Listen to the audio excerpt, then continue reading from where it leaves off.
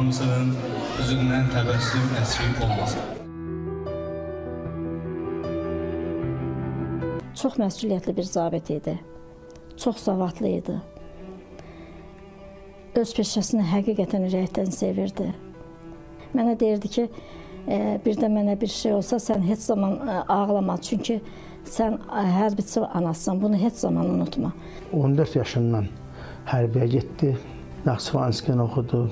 Ondan sonra akademiyanı oxudu. 8 il oxudu.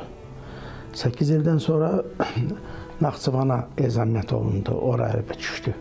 Orada qulluq eləsin. Və orada da neçə illər oxudu. Yanına da getdi.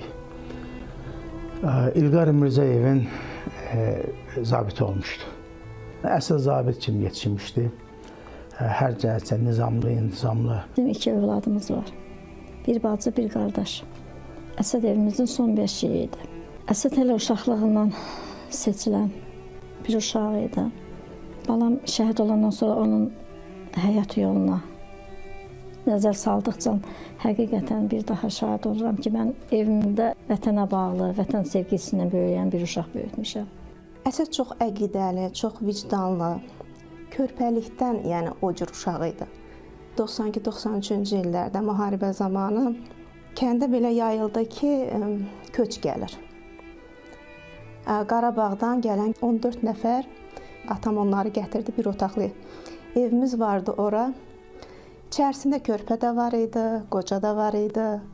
Biz onda balacaydıq. Gecə düşəndə onlar öz el obasından başlayırdılar danışmağa. Biz də onlara qulaq asırdıq. Biz bu cür böyüdük. Və Əsədə bu hadisələr çox pis təsir eləyirdi. Dostları da qaçqın uşaqlar oldu. Hər gün gəlib danışırdı o uşaqlardan, o ailələrdən. Elə bir ki, o uşaqları dinlədikcə, o uşaqların yaşadıqlarını gördükcə Əsəd bir başqa cür formalaşırdı. Həmişə qayğılı görünürdü. Elə bir vaxtından qabaq böyüyürdü bu uşaq. Müharibə başlayanda adını snayperist qoymuşlar. O qədər o dəqiq koordinatları verib, 200-dən yuxarı koordinat verib. Oğlum qəhrəmancasına vuruşdu. Mən belə bir qardaşın bacısı olmaqla çox qürur duyuram. Qızına mənim adımı qoymuşdu. Nazı deyirdi. Deyirdi, Nazım həkim olacaq. Hüseynə 4 dil öyrədib diplomat eləyəcəm. Yəni belə-belə arzuları var idi. Bir yazısı var onun. Müharibə başlayan günü elə bir ki, bir vəsiyyət olaraq yazıb ki, öpürəm hər birinizi. Balalarımı sizə tapşırıram, əmanətlərindən müğayət olun. Bir də Hüseyn oğlum fəxr eləsin ki, onun atası qəhrəman olacaq. Sonuncu dəfə oğlunun ad gününə gələndə mənə dedi ki, Günay, ola bilsin müharibə oldu.